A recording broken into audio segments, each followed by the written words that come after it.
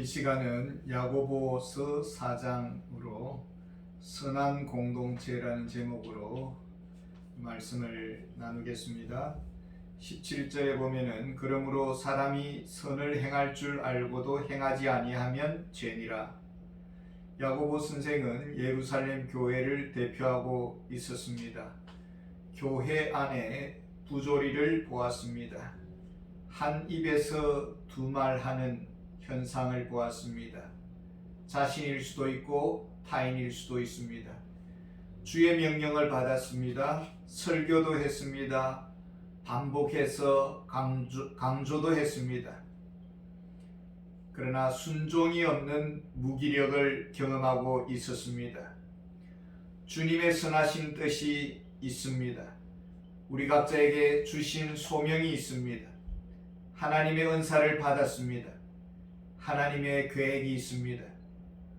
요나는 아수르의 수도 니느웨에 가라는 부르심을 받았습니다. 복음 선포의 사명을 받았습니다. 니느웨는 극혐이었습니다. 요나의 감정이 앞섰습니다. 하나님의 뜻을 거역했습니다. 다시스로 가는 배를 탔습니다. 큰 물고기 배 속에서 거역의 의지가 꺾여버렸습니다. 회개하고서야 다시 쓰임받았습니다. 요한복음 15장 8절에 너희가 열매를 많이 맺으면 내 아버지께서 영광을 받으실 것이요. 열매를 맺고 싶습니다. 허송세월을 보내고 싶지 않습니다. 팀플레이를 해야 합니다. 혼자서 공격하고 수비하고 종횡무진입니다. 심리도 갈 수 없습니다. 함께 해야 되고 서로 협조해야 합니다.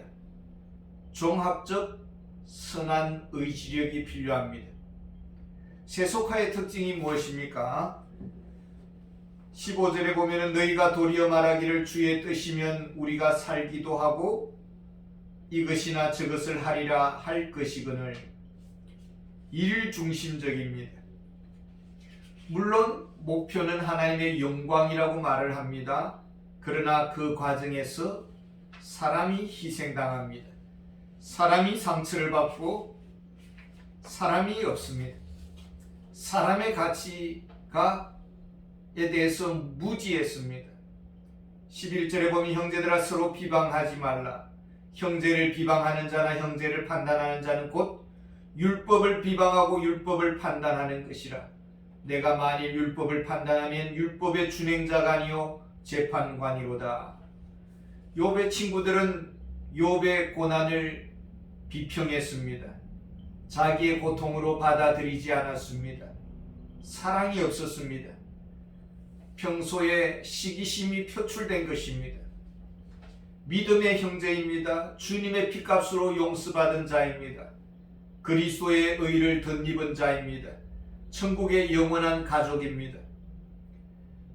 그런데 형제와 자주 다툽니다. 서로 협력하지 않습니다. 이것은 곧 하나님을 대적하는 죄입니다.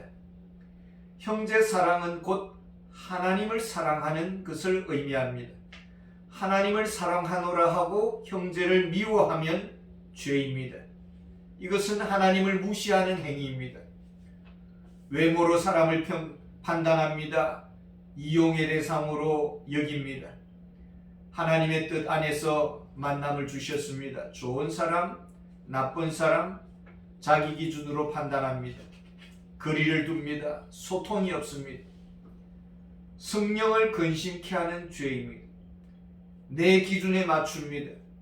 내게 이용의 가치가 없으면 언제든지 폐기 처분한 대상입니다. 이런 자기 중심성이 죄의 핵심입니다. 하나님이 기준이어야 합니다. 하나님이 붙여주셨습니다. 주님의 뜻이면은 이순신 장군 한 사람을 통해서 대한민국이 보존되고, 하나님의 뜻이면은 세종대왕을 통해서 문화강국으로 꽃을 피울 수 있습니다. 사람을 통해서 일하시는 하나님이십니다. 한 사람을 통해서 이루고자 하시는 하나님의 뜻은 얼마나 위대하신가를 생각해야 합니다. 우리 자신에 대해서 기대를 걸고 있습니까? 믿음의 형제를 통해 이루실 하나님의 큰 계획도 믿어야 합니다. 2절에 너희는 욕심을 내어도 얻지 못하여 살인하며 시기하여도 능히 취하지 못함으로 다투고 싸우는도다. 너희가 얻지 못하면 구하지 아니하기 때문이요 구하여도 받지 못하면 정욕으로 서려고 잘못 구하기 때문이라. 죄의 본질은 욕심입니다. 분수에 넘칩니다. 능력을 넘어서서 이렇게 자기 야망에 도취되어 있습니다. 비합법적인 그런 과정을 무시해버립니다. 무리수를 둡니다. 날카롭습니다. 공격적입니다. 그리고 하나님의 뜻을 구하지 않습니다. 선한 길을 갈망하지 않습니다. 그저 쉽게 얻으려고 했습니다. 힘의 논리가 작용했습니다. 물리력으로 문제를 해결하려고 했습니다. 악의 세력을 끌어들입니다. 은으로 상처를 주는 것은 죄인 줄도 모르고 있습니다. 거짓과 사악한 어느 폭력이 춤을 춥니다. 1절에 너희 중에 싸움이 어디서로부터 다툼이 어디로부터 나느냐 너희 지체 중에서 싸우는 정욕으로부터 나는 것이 아니냐. 주변 사람 때문이 아닙니다. 악한 욕망이 큰 문제입니다. 악이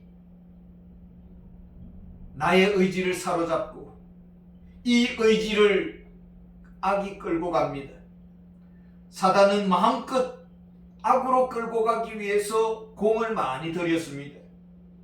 악으로 무너지기까지 많은 시간 동안 오염을 시켰습니다. 7절에 보면 그런즉 하나님께 복종할지어다 마귀를 물리치라 그리하면 너희를 피하리라. 하와는 사단의 다가옴을 허용했습니다. 클레오파트라가 독사와 함께 지내다가 독사에 물려 죽었습니다. 독사가 찾아와서 말을 겁니다. 거짓말합니다. 사악합니다.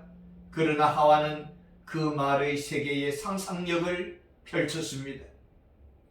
악의 생각이 마음과 의지와 뜻에 꿈을 펼치도록 이렇게 개방적이었습니다. 결국은 죄의 노예가 되었습니다. 하나님을 대적하고 하나님의 원수가 되었습니다. 4절에 보면 가늠한 여인들아 세상과 벗된 것이 하나님과 원수됨을 알지 못하느냐. 그런즉 누구든지 세상과 벗이 되고자 하는 자는 스스로 하나님과 원수가 되는 것이라. 세상을 친구 삼았습니다. 구약 성경에 보면은 유다와 북이스라엘이 서로 나뉘어집니다. 형제끼리 어르렁댑니다. 그런데 이방의 아수르, 아람 나라들을 끌어들여서 자기 형제 유다나 이스라엘을 몰락시킵니다. 이방 원수를 친구 삼아서 형제 나라를 찝적거립니다.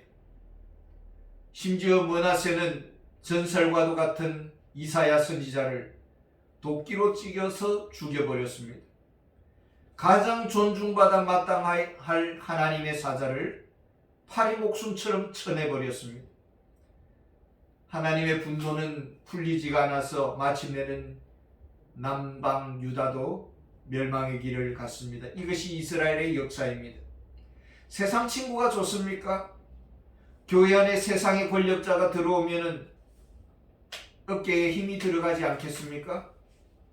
하나님의 일을 세상 권력에 의지할 수가 있습니다. 주일날 주님의 교회에 와서 예배는 드리는데 세상에서는 세상 방식이 능수능란합니다. 세상 사람은 교회를 이용해 먹으려고 하고 교회는 세상의 권력을 이용하려고 한다면 교회가 세상의 정치판이 될 수가 있는 것입니다. 세속화된 공동체의 특징이 무엇입니까? 5절에 보면 너희는 하나님이 우리 속에 거하게 하신 성령이 시기하기까지 사모한다 하신 말씀을 헛된 줄로 생각하느냐. 말씀은 생명입니다. 길입니다. 빛입니다. 성경을 쾌쾌묵은 옛날 이야기로 보고 비평 대상으로 생각을 합니다. 영적으로 아주 무지한 것입니다. 그러니까 형제를 멸망시키는 그런 열매가 나타나는 것이죠. 성경을 근심케 하는 죄인주조차 몰랐던 것입니다. 말씀에 대한 무지, 성령님의 내주하심에 대한 무지, 인간의 욕망과 성취를 위한 도구로서의 교회는 타락할 수밖에 없는 것입니다. 어떻게 해야 할까요? 2절에 보면 너희는 욕심을 내어도 얻지 못하여 살인하며 시기하여도 능히 취하지 못함으로 다투고 싸우는도다. 너희가 얻지 못하면 구하지 아니하기 때문이라. 목표를 이루려고 했습니다. 잘 싸우면 원하는 것을 얻게 되리라고 생각을 했습니다. 그리고 기도하지는 않았습니다. 세상 방식으로 쉽게 얻으려고 했습니다. 하나님은 다 보고 계십니다. 우리의 작은 일 하나하나까지 하나님은 그 마음의 동기까지 살피십니다. 끝날에는 우리가 모두 해명해야 합니다. 6절에 보면은 그러나 더욱 큰 은혜를 주시나니 그러므로 일러서되 하나님이 교만한 자를 물리치시고 겸손한 자에게 은혜를 주신다 하였느니라. 하나님의 마음을 담은 교육 프로그램입니까? 하나님의 뜻을 듣고 그 음성을 듣고 우리가 걸어가고 있습니까? 하나님의 비전이 우리의 비전입니까?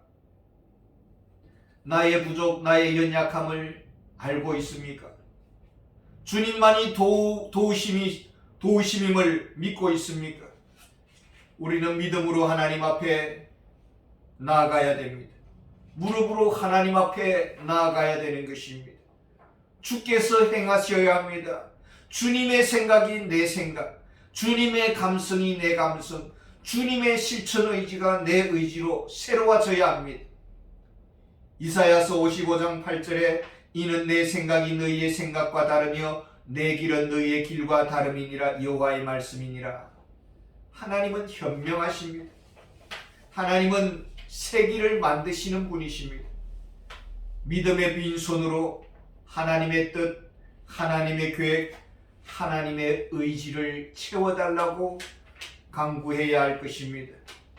8절에서 10절입니다. 하나님을 가까이 하라. 그리하면 너희를 가까이 하시리라. 죄인들아 손을 깨끗이 하라. 두 마음을 품은 자들아 마음을 성결하게 하라.